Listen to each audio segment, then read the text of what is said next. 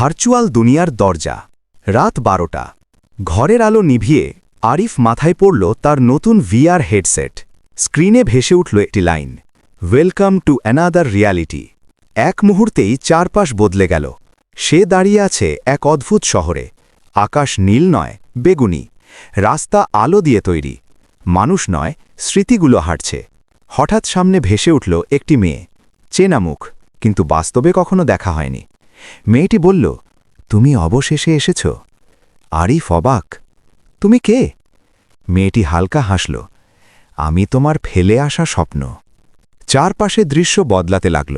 তার ব্যর্থতা, না বলা কথা, হারিয়ে যাওয়া সুযোগ, সবকিছু লাইভ সিনেমার মতো চলছে। হঠাৎ স্ক্রিনে সতর্কবার্তা, ব্যাটারি লো, 10 সেকেন্ডস লেফট।